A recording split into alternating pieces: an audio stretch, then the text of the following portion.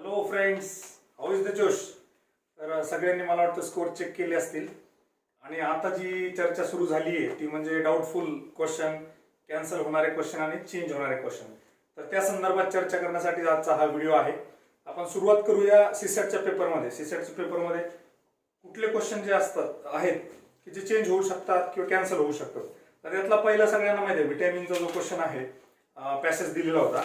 तर त्या पॅसेजमधला व्हिटॅमिनचा जो क्वेश्चन आहे तर त्याच्यामध्ये जर आपण बघितलं तर एक गोष्ट आपल्याला क्लिअर दिसते की त्याच्यामध्ये ऑप्शन सी जो दिलेला आहे म्हणजे त्याच्यामध्ये क्लोरोफिन दिलेलं आहे. बघा काय म्हणलं, ascorbic acid, retinol and chlorophyll are vitamins. क्लोरोफिनचा आणि व्हिटॅमिनचा काहीही दूरपर्यंत संबंध नाहीये, राईट. इथं पहिली गोष्ट झाली. दुसरी गोष्ट याला पॅसेजमध्ये पण दिलेलं नाही, राईट. त्याच्यामुळे हा जो आहे तो हा चेंज व्हायला पाहिजे. आणि याचं जे योग्य उत्तर आहे ते दिलेलं आहे, त्यामुळे हा कॅन्सल होणार नाही. याचं योग्य उत्तर आहे 3. सी आणि डी आर फॉल्स. त्याच्यामुळे ए आणि बी हे स्टेटमेंट करेक्ट आहेत. सी रॉंग आहे, तर सी आणि डी आर फॉल्स. 3 जे 28 नंबर क्वेश्चन बी सेट मधला व्हिटॅमिन मधला क्लोरोफिन वाला त्याचा आन्सर 3 आयोग देऊ शकतो, राईट. त्याच्यानंतर बघा याच्यामध्ये जास्त काही सीसॅट मध्ये होईल असं वाटत नाही. काही विद्यार्थ्यांनी याच्यावर एक हे घेतलं बघा, ऑब्जेक्शन घेतलंय. रासायनिक प्रजातींचे जो पॅसेज होता केमिस्ट्रीवाला, त्याच्यामध्ये 7 ग्रॅम वायुरूप नायट्रोजनचे 2 ATM दाबात आणि 546 केल्विन तापमानात जो क्वेश्चन आहे त्याच्यामध्ये बऱ्याचशा लोकांचं असं म्हणणं आहे की 3 जे 22.4 ते हे उत्तर आहे. तर ते उत्तर नाही, ती एक आधीची स्टेप आहे. त्याच्या पुढे जाऊन आपल्याला एक स्टेप करावी लागते आणि जे फायनल उत्तर आहे ते फायनल 5.6 आहे त्याच्यामुळे हे पण चेंज होईल असं अजिबात वाटत नाही, राईट. त्याच्यापेक्षा वेगळं तर फार काही याच्यामध्ये नाहीये. फार तर फार त्या विद्यार्थ्यांनी जे लॉजिकल रिझनिंगचे स्टेटमेंट बेस्ड स्टेटमेंट आणि इन्फरन्स त्याच्यातला एक प्रश्न बघितला मी, बरेच लोक चर्चा करत होते. तो क्वेश्चन म्हणजे युजिंग टेक्नॉलॉजी कुठला, अंडर सी व्हेकल्स. तेव्हा क्वेश्चन काय होता, read carefully following passage and select the statement that best describes focus of argument. Focus म्हणजे काय, याचा हेतू काय, उद्देश काय आणि मेन आयडिया काय. Simple main idea. याला तुम्ही एक कॉम्प्रेहेन्सिव्हच्या पॅसेज सारखा पॅसेज घ्या आणि आपण जी चर्चा केली होती मेन आयडिया क्वेश्चन कसा ओळखायचा, तो जर आपला अप्रोच इथे वापरला तर आपल्याला एक 5 सेकंदामध्ये उत्तर येतं. कसं आपण म्हणलं होतं कुठल्याही पॅसेजचं ओपनिंग स्टेटमेंट जे असतं ती मेन आयडिया असते. याच्यामध्ये ओपनिंग स्टेटमेंट बघा काय, using technologically advance manned and unmanned under sea vehicles it is possible for oceanographers to observe sea floor. Under sea vehicles, right. आणि चौथा, functions of advance under sea vehicles. त्यांना म्हटलं होतं की technology advance manned and unmanned under sea vehicles it is possible for oceanographers, म्हणजे काय function बद्दलच discuss करत होतो. त्यामुळे ओपनिंग स्टेटमेंट जे असतं दॅट इज मेन आयडिया. त्यामुळे हे पण काही चेंज होणार नाही. पहिलं तर बघा आउटराईटली रिजेक्ट करता येईल 15,000 फीट. आपण बघितलं जेव्हा मेन आयडिया क्वेश्चन असतो तेव्हा फॅक्ट बेस्ड जे स्टेटमेंट असतात ते आउटराईटली रिजेक्ट करायचे, ते आन्सर कधीच नसतात. दुसरा होता we are facing serious scarcity of energy and food with respect to over growing population. हा काही मेन आयडिया नाही, त्यातला एक पार्ट आहे. आणि पार्ट ऑप्शन हे कधीच उत्तर नसतात मेन आयडियाचे. तिसरा एक असू शकतो जो की advance under sea vehicles collect information about sea floor which can be used for solving problems related to energy and food shortage. बघा हे पॉसिबल असू शकतं, पण मोस्ट अप्रोप्रिएट जे मेन आयडिया जे ब्रॉड लेवलला आहे, जे मोठं आहे आणि जे करेक्ट आहे ते option 4, functions of advance under sea vehicles, म्हणजे पाण्याखालील प्रगत वाहनांचे कार्य.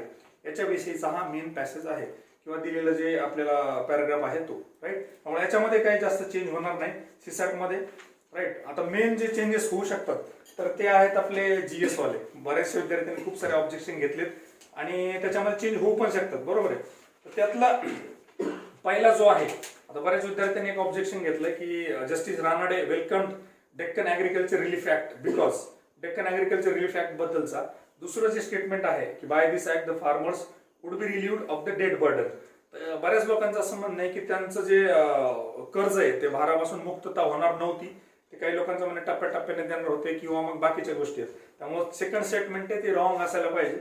तर नक्कीच तुम्ही क्लेम करू शकता. याविषयीचे जे सोर्सेस आहेत सपोर्टिंग डॉक्युमेंट्स ते आपल्या फोरम मेड सिम्पलवर बरेच विद्यार्थ्यांनी अपलोड केलेले. तुम्ही त्या ग्रुपमध्ये, बऱ्याच लोकांना माहिती असेल, ग्रुपमध्ये फाईल्सवर जायचं. फाईल्समध्ये तुम्हाला सगळे ते डॉक्युमेंट दिसतील. ते डॉक्युमेंट तुम्ही आयोगाला पाठवू शकता. कुठल्या फॉर्मॅटमध्ये पाठवायचे, कसे पाठवायचे ते पण आपण ग्रुपवर शेअर केलेले आहे. एमपीएससी मेड सिम्पल आणि फोरम मेड सिम्पल, राईट. त्याच्यावर सपोर्टिंग डॉक्युमेंट्स आहेत. तर या सेकंड स्टेटमेंट बद्दल पण ऍक्शन घेऊ शकता. याच्यामध्ये एक पॉसिबल चेंज होऊ शकतो. राईट. आता ते आयोगाच्या मनावर आहे किती विद्यार्थ्यांचं मनावर घ्यायचं आणि सपोर्टिंग डॉक्युमेंट्स कुठल्या लेवलला जातात त्याच्यानुसार. आणि त्याच्यानंतर एक जो क्वेश्चन 100% कॅन्सल होणार म्हणजे होणार तो आहे सर वेडरबर्न आणि हेनरी कॉटन. याच्याविषयी जास्त काही चर्चा करण्याची गरज नाही. कधी कधी असं वाटतं की आयोगाने काय झोपेत काढला काय प्रश्न. ए आणि सी इज करेक्ट पहिला ऑप्शन, तिसरा option C and A is correct, म्हणजे काय लॉजिकल प्रोबॅबिलिटी कॉम्बिनेशन टाइप मध्ये झालंय. राईट. तर हा क्वेश्चन कॅन्सल होणार. त्याच्यानंतरचं बघा एक क्वेश्चन स्त्री सबलीकरणाच्या दृष्टीने डॉक्टर बाबासाहेब आंबेडकरांनी मांडलेल्या हिंदू कोड बिलाला खालील व्यक्तींचे समर्थन होते. आता ऍक्च्युअली सगळेचे सगळे जे होते यांनी सगळ्यांनी अपोज केला होता. आयोगाने जे उत्तर दिलेलं आहे बी आणि डी आर करेक्ट. आणि मग याचं जे आन्सर आहे ते चेंज होऊ शकतं. सपोर्टेड म्हटलं तर याच्यातला ऍक्च्युअली हा क्वेश्चन कॅन्सलच व्हायला पाहिजे, होऊ पण शकतो. ते जे तुम्हाला सपोर्टिंग डॉक्युमेंट आहेत ते ग्रुपवर शेअर केलेत, तुम्हाला त्या सोर्स नाव त्याचं ते पेज जो स्क्रीनशॉट काढलाय तो आयोगाला पाठवावा लागेल. राईट. हा पण एक क्वेश्चन चेंज किंवा कॅन्सल होऊ शकतो. त्याच्यानंतर बऱ्याच लोकांनी बघा गुलबदम बेगमचा जो क्वेश्चन होता त्याच्याबद्दल ऑब्जेक्शन घेतलं. बऱ्याच लोकांचं असं म्हणणं होतं की सलीमा सुलताना आणि जेबुन निसा एकच आहेत, ते एक नाही आहेत. हा, मात्र दोन्ही पण पोएटच होत्या. पण आता इथे कसं होतं की एक ऑप्शन जो होता एक्सपर्ट इन कॅलिग्राफी, हा एक ऑप्शन आहे. म्हणजे तो जर एकाला ऑप्शन लावला तर दुसरा उडतो पोएटचा, तर तो दुसरा आपल्याला पोएटला लावता येतो. जसं आयोगाने दिलेलं करेक्ट आहे की गुलबदन बेगम हुमायून नाम आहे सगळ्यांना माहित होतं, आणि Salima sultana road poems in Persian, आणि झेबुन निसा जे एक्सपर्ट इन कॅलिग्राफी. तर सलीमा सुलतानाचं कॅलिग्राफी बद्दल कुठे काही सापडत नाहीये रेफरन्स. राईट. त्याच्यामुळे हा क्वेश्चन जशाच तसा राहील, यात काही चेंज होणार नाही. पण जरी तुम्हाला वाटत असेल तर तुम्ही सोर्सेस पाठवू शकता. राईट. त्याच्यानंतर जो क्वेश्चन आहे ग्लासियर आणि प्लेस, तर हा पण क्वेश्चन कॅन्सल किंवा चेंज होऊ शकतो. जसं की सियाचीन जे आहे ते काराकोरम मध्ये, आणि रिमो जे आहे ते पण काराकोरम मध्येच आहे. राईट. ते काय ग्रेटर काश्मीर मध्ये ऍक्च्युली. तर तो ग्रेटर शब्द टाकला असता तर कदाचित बरोबर झाला असतं, पण तो शब्द नाहीये. याचाही तुम्ही ऑब्जेक्शन घेऊ शकता. याचाही स्टँडर्ड सोर्स तुम्हाला कुठलाही पाठवता येईल. जसं सविंद्र सिंगचं फिजिकल जिओग्राफी पुस्तक आहे त्याचे स्क्रीनशॉट तुम्हाला पाठवता येतील. राईट. तर हा एक क्वेश्चन ग्लासियर आणि प्लेस तो एक कॅन्सल होऊ शकतो. त्याच्यानंतरचा पुढचा क्वेश्चन जो आहे which of the following are ecological impacts of ozone depletion. Actually आतापर्यंत जर आयोगाचे आन्सर बघितले अशा क्वेश्चनला तर ऑल ऑफ दिस उत्तर असतात. कारण काय असतं की ब्रॉड लेवलला काही ना काहीतरी इम्पॅक्ट होत असतो. पण आता बऱ्याच लोकांचं असं म्हणणं आहे त्याच्यातलं जे क आहे राईज ऑफ टेम्परेचर, तापमान वृद्धी, ओझोनचं डिप्लिशन झाल्यामुळे तापमानात वृद्धी होईल का, तर नासा आहे किंवा रिसर्च पेपर आहेत किंवा नॅशनल जिओग्राफीचे डॉक्युमेंटरी पण आहे त्याच्यामध्ये सांगितलंय की नाही, क्लिअर कट इव्हिडन्स नाही की टेम्परेचर वाढेल वगैरे. आता क्लिअर कट इव्हिडन्स नाहीये हे आयोगासमोर मांडणं आणि जर हुकून चुकून तिसऱ्या केसाठी कोर्टात गेले तर कोर्टात तुम्हाला हे प्रूव्ह करणं हे फार डिफिकल्ट जाणार आहे. त्याच्यामुळे मला पर्सनली असं वाटतं की याच्यामध्ये काही जास्त चेंज होणार नाही, पण तुम्ही नक्कीच पाठवू शकता. त्याच्यानंतरचा बघा पॉप्युलेशन चा एक क्वेश्चन होता. तर share of India's young population has started declining, जो ब पर्याय दिलेला होता, लोकसंख्येतील तरुण लोकसंख्येचा हिस्सा कमी होण्यास सुरुवात झाली आहे. तर आता याच्यामध्ये कसं की नक्कीच ते झालेलं आहे. तो पॉप्युलेशन प्रोजेक्शन रिपोर्ट आहे, मी त्या वेबसाईटवर पण अवेलेबल आहे. पण ऍक्च्युअली मध्ये याच्यामध्ये कसं खूप वेग क्वेश्चन म्हणतात त्याला, वेग. कधीचा 2011चा, 2001चा, किंवा नॅशनल फॅमिली हेल्थ सर्वे 5 आहे का, नॅशनल फॅमिली हेल्थ सर्वे 4 आहे का, पॉप्युलेशन प्रोजेक्ट रिपोर्ट आहे का, UN पॉप्युलेशनचा रिपोर्ट आहे. काहीतरी आयोगानं मेन्शन करायला पाहिजे होतं किंवा इयर तरी ऍड करायला पाहिजे होतं. त्याच्यामुळे जर तुम्ही सपोर्टिंग डॉक्युमेंट किंवा हे आर्ग्युमेंट जर व्यवस्थित मांडले आणि हुकून चुकून कोर्टात केस गेली, तर कोर्टामध्ये मात्र तुमचे ऍडव्होकेट लॉयर्स आहेत ते 100% या क्वेश्चनला कॅन्सल करायला लावतील. कारण वेग क्वेश्चन आहे. ऍटलीस्ट इयर पाहिजे होतं, एखाद्या रिपोर्टचं नाव तरी पाहिजे होतं किंवा काहीतरी बेस पाहिजे होता. कधीपासून धरणार आजच्या कंडिशनला एक्झॅक्टली खरं आहे, पण तुम्ही कुठल्या विषयी बोलताय हेच तुम्ही सांगितलं नाही. करेक्ट. म्हणजे असं झालं की तुम्ही जेवण केलं का, आता हो केलं, मग कधी केलं, रात्री केलं, काल केलं, 2 वर्षापूर्वी केलं, 5 वर्षापूर्वी केलं, काहीही माहित नाही. राईट. त्याच्यामुळे हा एक क्वेश्चन, पण याला सगळ्यात महत्वाचं म्हणजे आर्ग्युमेंट खूप स्ट्रॉंग पाहिजे आणि तुम्हाला ते प्रेझेंट करता आलं पाहिजे आयोगासमोर. राईट. त्याच्यानंतरचा जो प्रश्न आहे तो प्रश्न आहे बघा याचा फिल्म फ्रिक्शन आणि ग्रीसी फ्रिक्शन. आता याच्यामध्ये पण काय झालं ऍक्च्युअली जर तसं बघितलं, very thin layer of lubricant, logically ते फिल्म असायला पाहिजे, पण ब्रॉड लेवलला जी प्रचलित टर्म आहे किंवा आपण ज्याला सायन्स मध्ये नेहमी वापरतो ती ग्रीसी फ्रिक्शन. त्यामुळे आयोग याच्यामध्ये पण काही चेंज करेल असं वाटत नाही. आणि दुसरी गोष्ट याला सपोर्टिंग डॉक्युमेंट जास्त काही चांगले सापडत नाहीत. पोरांनी शेअर केलेत पण ते कुठल्या वेबसाईटवरचे क्वेश्चन आन्सर ते काय आयोग ग्राह्य धरत नाही. त्याच्यामुळे हा पण जशास तसा राहील, याच्यामध्ये काही जास्त चेंज होणार नाही. त्याच्यानंतर NAPCCचा जो रिपोर्ट होता, national action plan on climate change, त्याचे रिकमेंडेशन विचारले बघा. ते 8 जे मिशन होते ते वेगळे, रिकमेंडेशन वेगळे. त्याच्यामुळे ऑल ऑफ दिस जे उत्तर दिलेलं आहे ते all of this is right. याच्यामध्ये काहीही चेंज होणार नाही. राईट. त्याच्यानंतरचा जो प्रश्न आहे तो आहे पोलिओचा. आता पोलिओमध्ये पण कसं झालं की ऍक्च्युअली बी आणि सी इज करेक्ट, हे तर करेक्टच आहे, पण डी पण करेक्ट आहे, बरोबर आहे. पण आता याच्यामध्ये परत काही लोकांनी जे ऑब्जेक्शन घेतलं ते क ला घेतलंय. म्हणजे लॉन्च कधी झाला 94-95, काहींचं म्हणणं 94 झाला, काहींचं 95.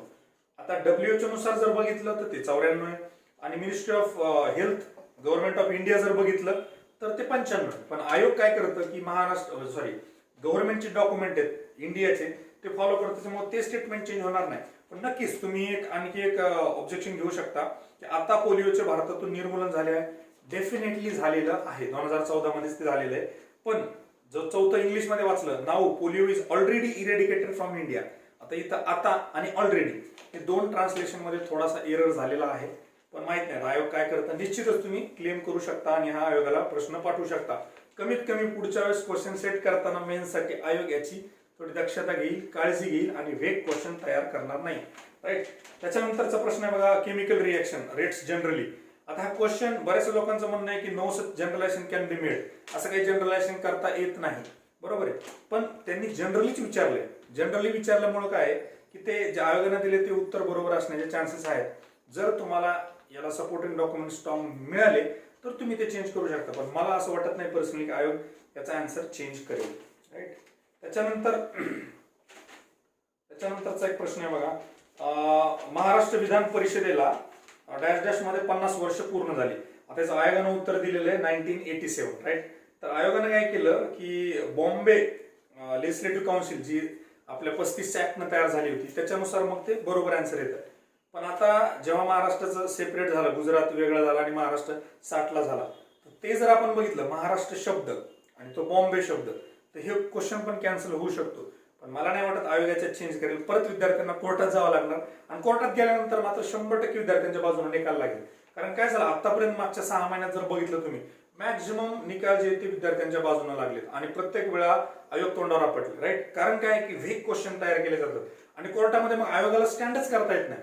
जर तुमचा ऍडव्होकेट लॉयर चांगला असेल, चांगले आर्ग्युमेंट मांडले, तुम्ही इथं बॉम्बेचा विषयच काढला नाही, महाराष्ट्राबद्दल बोलताय, महाराष्ट्राचं अस्तित्व 60 पासून आलंय, मग तुम्ही 87ला कसं काय 50 वर्ष पूर्ण करता. त्याच्यामुळे त्याचा आन्सर 2010 पण देऊ शकता. जर आन्सर चेंज होईल किंवा कॅन्सल होईल. याच्या पलीकडे जाऊन कुणाला जर फारच काय वाटत असेल तर आणखी एक तुम्हाला कोर्टामध्ये पिटिशन दाखल करता येईल की आयोगानं जेव्हा स्कीम ऑफ सिलेबस आणि एक्झाम पॅटर्न दिलेला असतो तेव्हा प्रिलिम्स परीक्षा ही 400 गुणांची होईल, बरोबर आहे. आयोग एक तरी प्रश्न कॅन्सल करतो, समजा एक कॅन्सल केला तर ती होते 398. मग तुम्ही म्हटले 400 गुणांची परीक्षा आहे आणि घेताय 398ची, तर हे आम्हाला अजिबात पटत नाहीये, तर ही परीक्षा पण कॅन्सल व्हायला पाहिजे, असं पण आर्ग्युमेंट तुम्ही मांडू शकता.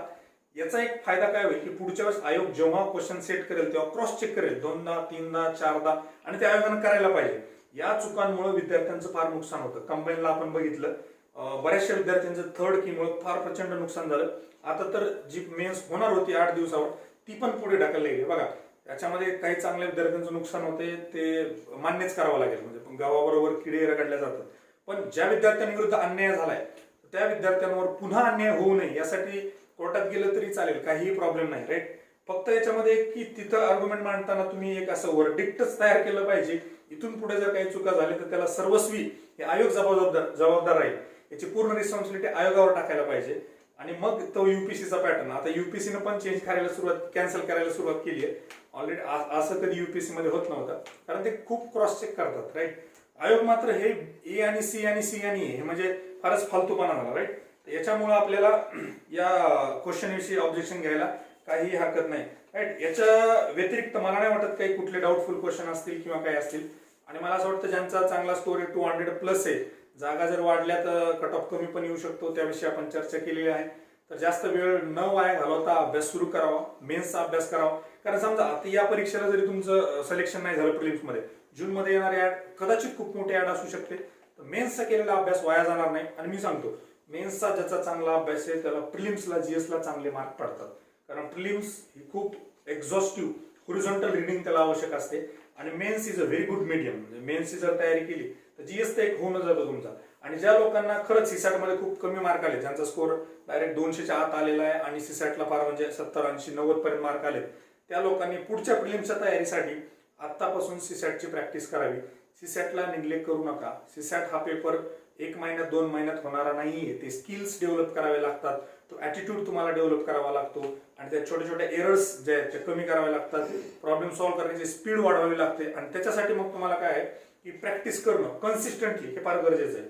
नाही डेली तरी 2-3 दिवसातून 3-4 तास बसले, 4-5 टॉपिक घेतले, समजून घेतले, त्याच्यावरचे प्रश्न सोडवले, अशी सेटची प्रॅक्टिस तुम्ही चालू करावी. आणि मेन्सची तयारी कशी करावी, त्याची स्ट्रॅटेजी काय असली पाहिजे, सोर्सेस काय असले पाहिजे, बरेचसे लोक कमेंट करून विचारतात. ते आपण निश्चितच उद्या एक व्हिडिओ बनवू आणि त्याच्यामध्ये आपण सविस्तर त्याची चर्चा करूया. Right. So thank you very much and all the very best.